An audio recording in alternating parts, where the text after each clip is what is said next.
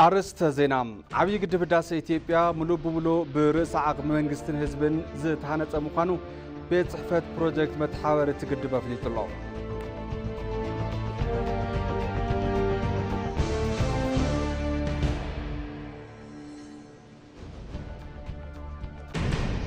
أب كل تجراي كسب حزي لعلى 19 مليون فلسي أب لعلى 5 وردات كم تتخلم دايركتوريت حلوان أتقاقمان دنتي كلل نيتي في فليتو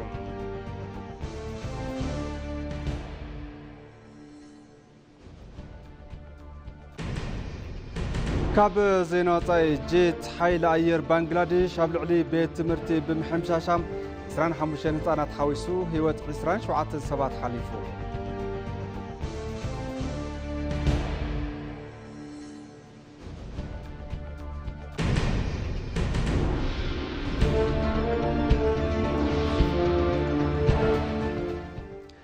سلام طعنا هبل زخوركم تملكتي كما تمسيو لكع ساعات حدا قوينو كم تلمود ما د زينا حزنا مصينا لنا زيناتات اندمرحكم ساخم صنح دما نبرهام فسام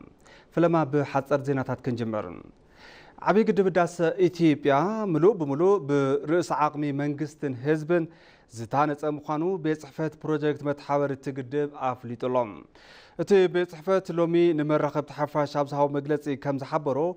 أبز حلف بجت عمت نتقدب حدنت 7 بليون بر تأكيب لهم. أبتي بجت عمت استأكب جنزب كابتلمي 700 حلفة كم زلهم مكتل وانا فصامي سرعتي بيت صحفة فكر تتعمر أب مجلسين صريحا لهم. إثيوبياويان بمورال بجنزب بقلبات بفلتات بدبلوماسن حلوة كبابن بمربراب زتمزجبه بولدو زذكر هي عوت يونيلن. هنتات كابس تجمروا لجزء جميرو بعدقيت بوندن بهيابن عوشت هاجر 1 بليون بر كمون كاب محور السب دياسبورا لعلي 6 بليون بر مكاب كم استخال دمام تزاريبن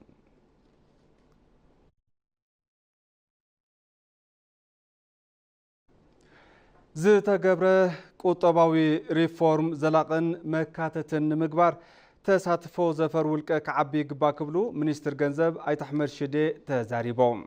ثم منستر نزيز بولو بمتحبار منقستن زفر ولكن نمتنخار اب انفت بوليسي جنزابن معباين عدلات انفستمنت نمفتاشن بمحساب ناتخايده اب زركب غوباي فاينانس اثيوبيام اب زسمعو مدريوم اب اثيوبيا تغبراو مغبار كاب زجمر اندحار حدا عمت تقاربس تماله ممحش ماكرو ايكونومي وصيتاونتو كقصل نمغبار تساتفو زفر ولق معباي يغبايلوم غزاي بهراو بانكي مامو محرت بغدوم استرغاغ ممحش ماكرو ايكونومي نكلو منغست بينو زغورو منقساس اخول كم زيكونه مال علوم زلوم نزي دما اب عودتات فاينانس غبرنا اندسترين كالوت عودتاتن تساتفو زفر ولق نزت امامن ايكونومي وسان غده كم زلو ابريهم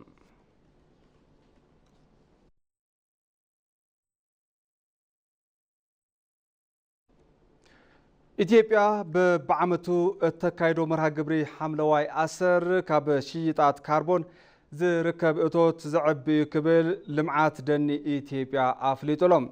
أبتي تكالت حواري بهراوي بروغرام منكاي سدد كاربون زخانو دكتور يتبتو موغوس مرها قبري حملواي أسر أبز حزوان 23 ميتاوي زبصح شفان دني زهاجر بموساخ شيطات كاربون كبن مبال وساني يلوم كساب حزي كم حجر كابشيطات كربون لعل 500 مليون بر آتاوي كم استرخبن حرستوون تربحت كم زخون حبير ملوم مرها قبر حملواي أسر توساق آتاوي لمركاب زقل بمخانو بزبالة كتناخر كم زقد بعد ما أتحساسي بوم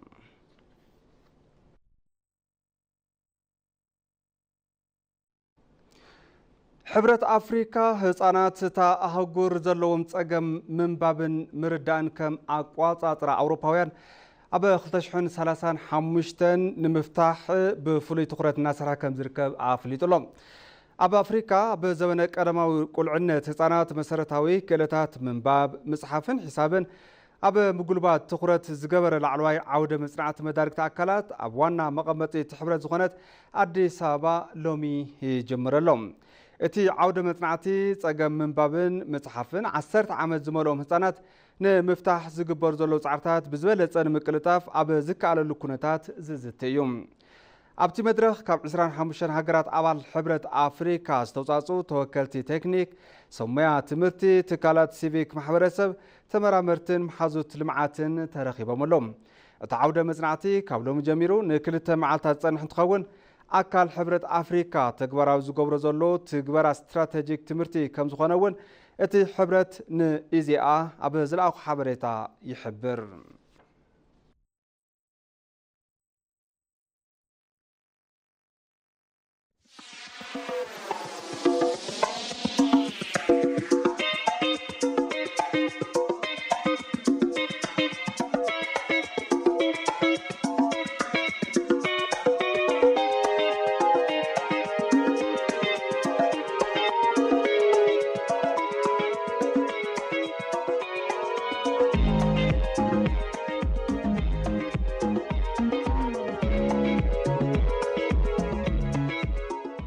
معد زينا بمكتال تركو تملكتي حزدما بزرزرنا بحزنام زيناتات يكحلفكم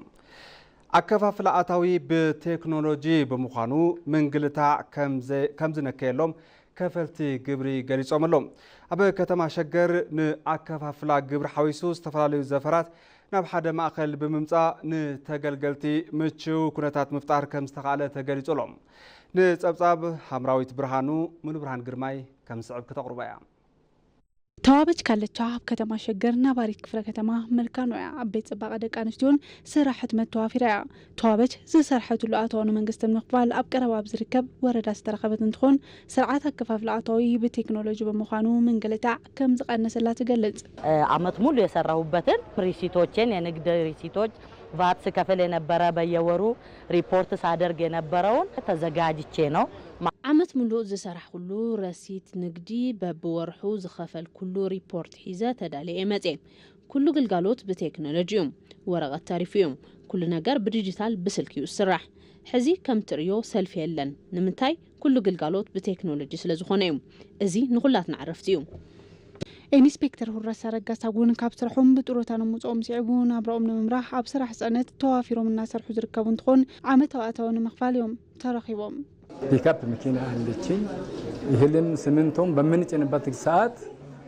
በረሲት ነው የምንሰራው ፒክአፕ መኪና አለትኒ ስምንቶ ኣብ ንጽዕነሉ እዋን ብረሲት ኢና ንሰርሕ ነቲ ረሲት በአግባብ እናቐመጥኩ መጽእ እሱ ተደሚሩ እዩ ኣታዊ እናኸፈልኩ ዘለኹ بمغنيات الزيون سيرتيفيكيت رخيبيم أب كتما شجر أب زركبوس تفلالي ورداتات النات سالت تركب أكفاف لا قبري درجة حي أب ستتحزلو تلمي نمززام أخول كالكالوتي وهاب كمزلو دما والناس رح فزامي بيروعاته وكتما شجر أي تدم السوبك علي جلزو بعد قداين داقول الله باقي سراتنيوز أزاقايته اندي استناقدو الرقل بعد قداي كي تعناقف سراحتنياتا تعدالينا نخطا أنا قدو غيرنا إنا تليبر أكاونت اللوو نتي درسين أوراريدو شعو يزوسد زي بلو دما نزي قلقالوت كبهال كلتا السبات تمديوم يوم أبزي نكخفلو زيقبار دحرم التياش كتما شجر كابز حالف عمت بزحا شبركي آتاون مكاب كم استغال دما كانتبا كتما شجر زخونو تشوما الدنيا يحبرو هاي الدراج بفيت سنسبسب ينبرو كامست ك6 بليون ما يبلتنا أهم بزي عمت بحياة 17 24.5 بليون سبسبنال قدمي مدامنا كاب 5 كساب 6 بليون زي يبلص عطاوينا نእክብ ነርና ሕዚ ኣብዛ ዓመት ግና 4.5 بليون عطاوينا ኣኪብና ምስ ዓሚ ተመሳሳሊ እዋን እንትነጻጸር ብዙሕ ኣፈላላይ ኣለዎ ببركي كفلا كتما ناي منققح سرحتي እናሰርሕና ኢና ንርከብ ኣብ ከተማ ሸገርን ኣከፋፍላኣቶ ሓይሱስ ተፈላለዩ ዘፈራትን ኣብ ሓደ ማእኸል በመምጻእ ዝሓሸ ኣፈጻጽማ ከም ዝተመዝገበ ተገሊጹ እዩ أبا كل التجراي كسب حزي لعلي 19 مليون فلسي أبا لعلي 5 ورداتات كم ستخلى دايركتوريت حلوان أطاق ماندنت كلل ن ETV أفليتولم حبرة سب كبابيو نملمع زجبر زولت عريت أنا خيرو بمقطال فلسي أبا ممكن خان بقطال نتكسرح كم زجبام عبيرو حرشان حفتي تفاطرن كل التجراي دايركتوريت حلوان أطاق ماندني تسفاي تقلهي مانوت حبيرو ملهم أبادي دمك توسق له ኣብ ክልል ትግራይ ካብ ዝሓለፈ 8 ሓምለ 2017 ዓ.ም ጀሚሩ 42 ሚሊዮን ፈልሲ ንምትካል ወፍሪ ሓምለዋይ ልምዓት እናተሳለጠ ከም ዝርከብ ይፍለጥ። ብመዳይ እዚ ክሳብ ሕዚ ልዕሊ 19 ሚሊዮን ፈልሲ ኣብ 50 ወረዳታት እቲ ክልል ምትካል ከም ዝተኻለ ኣብ ቢሮ ሕርሻን ሃፍቲ ተፈጥሮን ዳይሬክተሬት ሓለዋን ኣጠቓቕማን ደኒ ተስፋይ ተክላ ሃይማኖት ኒቲቪ ገሊጾም ከም ዓመት ተኽለልና ሓሲና ዝነበርና ፈልሲ 71 ሚሊዮን 600 ሺህ ከነፍልስ ኢልና ኢና መደብ ሒዝና ካብዚ 45 ሚሊዮን 89 ሺህ 338 ናይ ትልምናት 63 ሚእታዊ ፈሊስ እዩ ንሕዚ ንተኸላ ብቁዕ ኢልና ዝፈለናዮ 42 ሚሊዮን እዩ ያው ናይ እፍለስናዮ 93.15% ማለት እዩ እዚ ኣብ 35,082 ሄክታር ክትከል እዩ ያው ኣብ 805 ተኸላ ቦታ ወይ ተኸላ ሳይት ኣብ 55 ወረዳ ማለት እዩ እዚ መሰረት ጌርና ያው ተዛግድ ኣብዚ 2.1 ሚሊዮን ህዝቢ ናብ ተኸላ ክወፍር ኢልና ንፅበ ካብ ሕዚ ያው ምስቲ ዘሎ ናይ ዝናብ ምቁርራፅ እናተተሓዘ ዘሎ 19 ሚሊዮንን 264,257 ናይዚ ክንተኽሎ ዝሓዝናዮ 47 ሚእታዊ እዩ ያው ተተኺለሎ ማለት እዩ ካብ ትማሊ ዕለት 14 ዝነበረ መረዳእታ ማለት እዩ ኣብ 50 ወረዳታት ተጀሚረሎ 5 ወረዳታት ዘይጀመራሎ ዝተንብዳይ ዝናብ ንድንጓይ ምኽንያት ማለት እዩ ኣብቲ ዝሳለጥ ዘሎ ወፍሪ ሕብረተሰብ ከባቢኡ ንምልማዕ ብዘለዎ ባህግን ድሌትን ኣብቲ ምንባር ሓምለዋይ ልምዓት ብንቕሓት እናተሳተፈ ከም ዝርከብ እቶም ዳይሬክተሬት ሓለዋን ኣጠቓቕማን ድና ሓቢሮም እቲ ናይ ህዝቢ ተሳትፎ ያው ካብ ቦታ ናብ ቦታ ዝፈላለ እኳ እንተኾነ ብሓፈሹ ግን ፅቡቅ ተባሂሉ ክውሰድ ዝኽእል እዩ ስለዚ ያው ህዝቢ ዝገብሮ ዘሎ ተሳትፎ ድማ እቲ ናይ ምትካል ካብ ምውፋር ብተወሳኺ ነቲ ፈልሲ መጓዓዚ ካብ ክልል ክወሃብ ዝኽእል ሓገዝ ብሰንኪ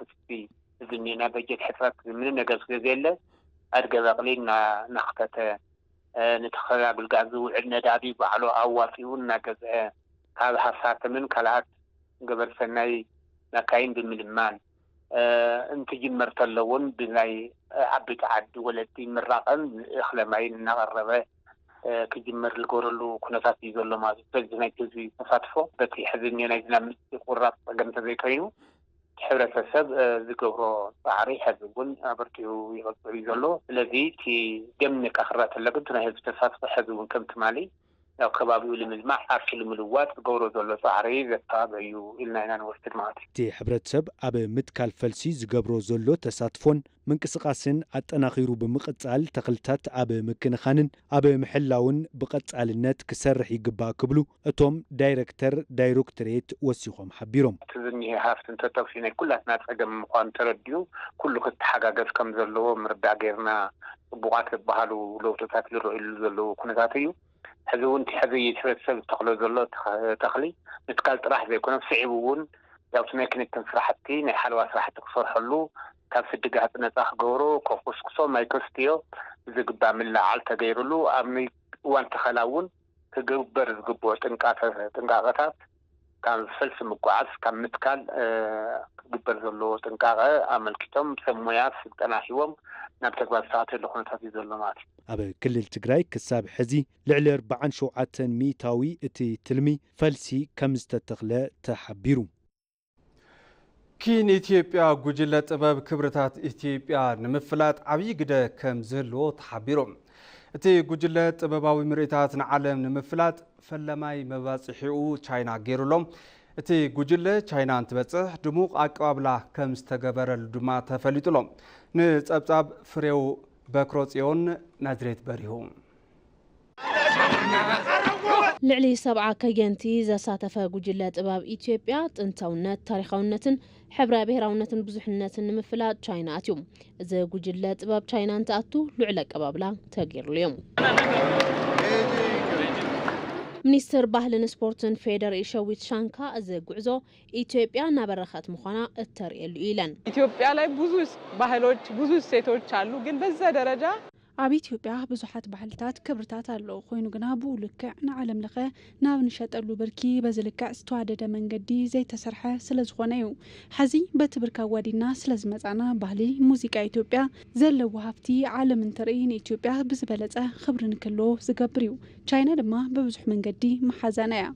መንገዲ ኣየር ኢትዮጵያ ብዙሓት በረራታት ካብ ዝገብረላ ሃገር ሓንቲ ኢና ንርከብ ከምዚ ዓይነት ገጽታ ብዝበለጸ እናሸጥና እንትንኸይድ ኢትዮጵያ ኣብ ዓለም እናፋለጥና ኢና ንኸድ ኢትዮጵያ ኣብ ዓለም ንኽትፍለጥ ድማ ንቱሪዝምን ንኢንቨስትመንት ምቹ ኩነታት ዝፈጥር እዩ ኣምባሳደር ኢትዮጵያ ኣብ ቻይና ኣምባሳደር ተፈራ ደርበው ብወገኖም ከምዚ ዓይነት ልኡኽ ባህሊ ናብ ቻይና መምጽኡ ግድኡ ዝለዓለ ምዃኑ ገሊጾም በኢትዮጵያና ቻይና መካከል ያለውን የህዝብ ለህዝብ ግንኙነት ኣብ መንጎ ኢትዮጵያን ቻይናን ዘሎ ርክብ ህዝቢ ንህዝቢ ናብ ዝለዓለ ብርኪ ብምብጻሕን ብኦል ዌዘር ስትራቴጂክ ርክብ ብርኪ ስለ ዘለና ንዕኡ ብዝምጥን ደረጃ ዝተሰናድአ ልኡኽ እዩ ስለዚ ርክብ ህዝቢ ንህዝቢ ብዝበለጸ የጠናኽሮ እዩ ክልቴን ሃገራት ጥንታዊ ስልጣነ ዘለወን ናይ ዓርሰን ባህሊ ሓልየን ዝነበራ ሃገራት ከም ምዃነን መጠን ልውውጥ ባህሊ ኣብ ምግባር መዳይ እውን ዓብዪ ግደ ክጻወት ዝኽእል እዩ ቻይናውያን እውን ብዛዕባ ኢትዮጵያ ብዝበለጸ ግንዛበ ንክህልዎምን ኢትዮጵያ ዘለዋ ብዙሕነት ባህሊ ጥንታዊ ስልጣነ ሕዚ ዘላትሉ ብርኪ ዕቤት ንክገንዘቡን ዝኽእል እዩ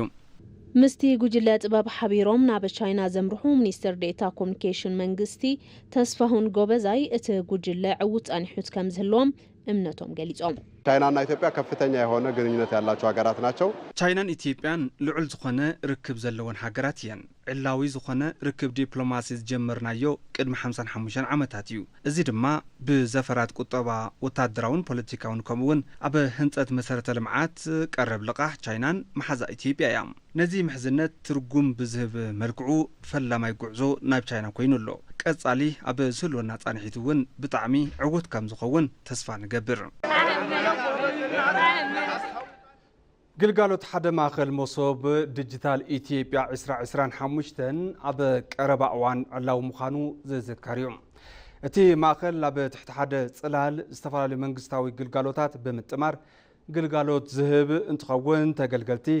እዚ ሲስተም ኣብ ካልኦት ትካላት እውን ተመሳሳሊ ወሃቢ ግልጋሎት ትካል ንክህሉ ሓቲቶም ኣለዎም ሰይፉ ገብረ ጻድቕ ንዘዋደዶ ጸብጻብ ጌታቸው ኣለሙ ግልጋሎት ሓደ ማእኸል መሶብ ዲጂታል ኢትዮጵያ 2025 ኣብ ቀረባ እዋን ብቀዳማይ ሚኒስትር አብይ አሕመድ ተመሪቑ ስራሕ ጀሚሩ እዩ እቲ ማእኸል ዝተፈላለዩ ግልጋሎታት ከም ዝህብ ቶም ቀዳማይ ሚኒስትር ከም ዝገለጹ ዝዝከር እዩ መሶብ ተመርቋል ይህ ትልቅ አቅም ነው መሶብ ተመሪቑ እዩ እዚ ዓብዪ ዓቕሚ እዩ ሎሚ ሕድሕድ ዜጋ ፋይዳ መሶብ ምግንዛብ ከጽጉሞ ይኸውን እዩ ይኹን እምበር መለለይ መንነት ካርዲ ኣብ ዝጸገሞ እዋን ንግዲ ፍቃድ ኣብ ዝደልየሉ እዋን ፓስፖርት ኣብ ዝደልየሉ እዋን ኩሎም ግልጋሎት ብሓደ ታክሲ ኩሎም ጉዳያት ብሓደ መንገዲ ብሓደ ቆጸራ እክብ ኣብ ዘበለ ቦታ ባህ እንዳበሎ ብዘግልግለሉ ዜጋታት ምሃብ እንትጅምርን እንትበጽሑን ሽዑ ዕግበት ክፈጥር እዩ ኣብዚ ቦታ መብዛሕትኡ ነገር ሲስተማቲክ እዩ እቲ ሰብ ኣትዩ ናይ መጀመርታ ካርድ ካብ ዝቆረጸሉ እዋን ጀሚሩ ክንደይ ደቂቓ ከም ዝጸንሐ እንታይ ግልጋሎት ከም ዝረኸበ ምስ መን ታይ ከም ዘውግዐ ባዕሉ እቲ ሲስተም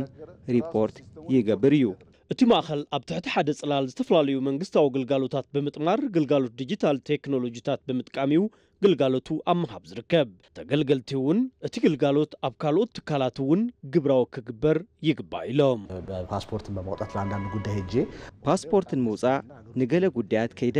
ኣዝዩ ደስ ዝብልን ኣብ ውሽጢ ዓዲ ዘየለን ትፅቢት ዘይግበረሉን ዓይነት ግልጋሎት እዩ እናተዋህበ ዘሎ እዚ ድማ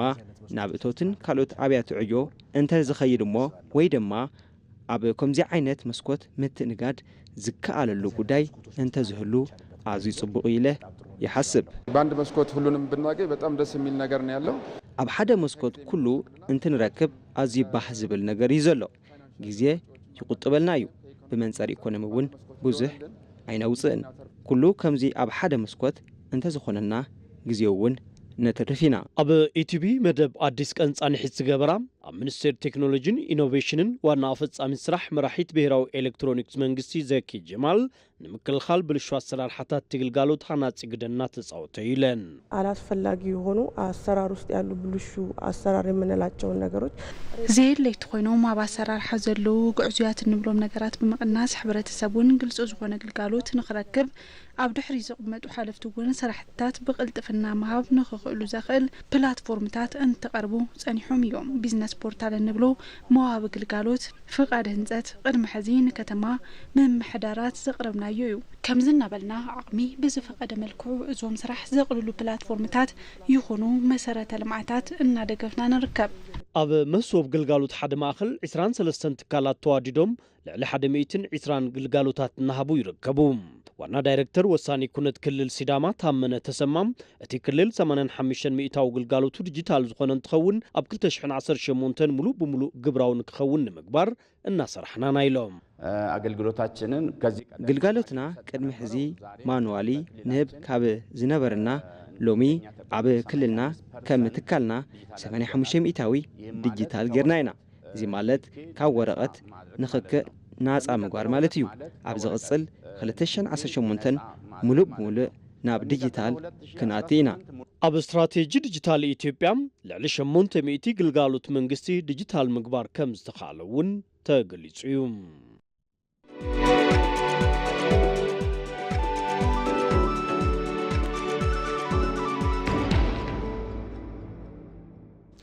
حزون زيننا يقتل تملكتي ناب زين عداقا كنسجر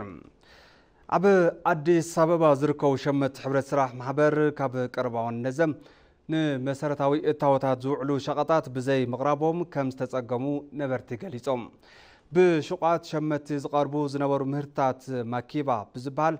تكال نقدي سراح بيلو غزان غزا نحبرة سب نكغربوكا زتتقبرم أتي قرب استقرارت مخانيو زغلة زولوم ماكيبا تكال نقدي بوغنو بحسرة كوتا زي تلعاله قلقالوت غزان غزا بزر الأقباب مهاب كم زي تخاليو قليسو زولو نصبصاب أغرنش أيلين رحاب ياسين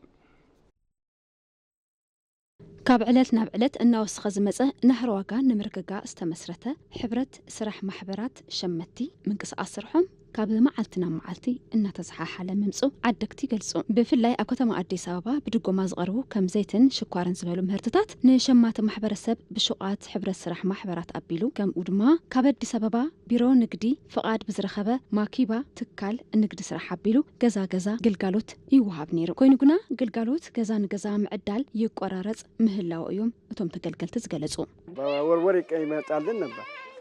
ببور حيو زمت قلنا نيرو حزقنا كل تور حقيرو اللوم كاب زمت زيتي مكروني باستا حروج إمتي نيرو تزي قارز نهزبي بطعميو زتأكم نيرو كمتا وركمنا من الفوتال كابز مزق ورحي حالف ويو لو تخل التبرن سلس تبرين بر لو تبلون ببسحي سكوارن زيتنين يدل نيرو قنا حز زيت يلن سكوار قنا قدم 6 كيلو 8 كيلو 10 كيلو يواب نيرو دحريو أمود داتا دوك بالخبابي 3 كيلو تواهبو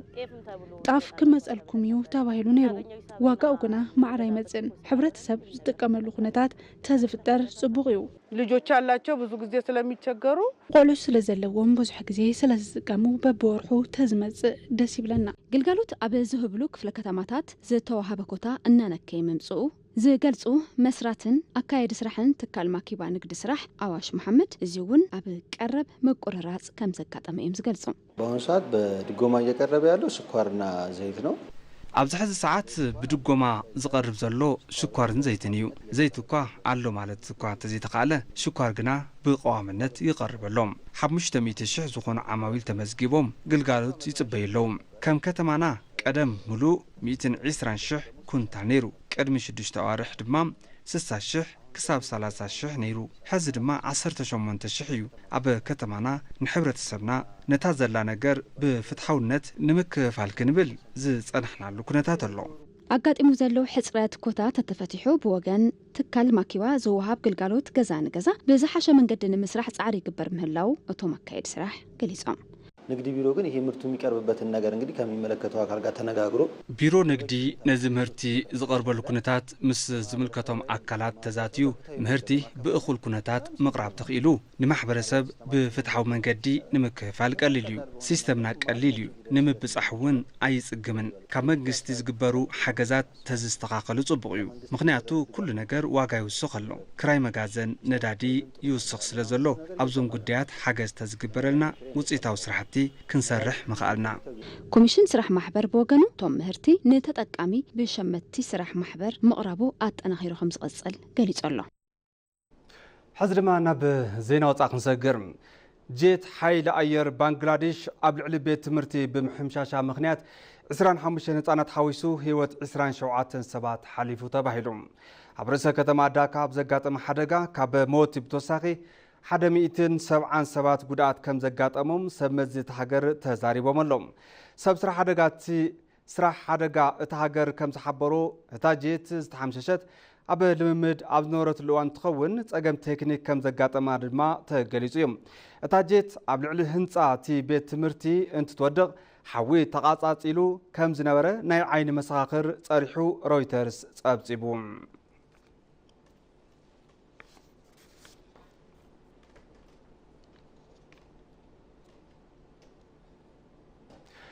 كبرات تملكتي مع ديزينا قدمي مزامنا قند زيناتات زعلت كزخاخركم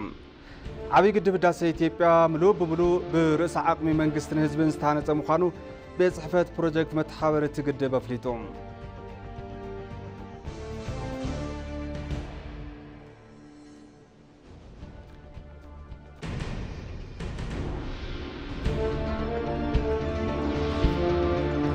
أب كل تجراي كسب حزي لعل 19 مليون فلسي أب لعل 5 وردات كم ستخلم دايركتوريت حلوانة تقاقمان دنتي كل نيتي في فليتوم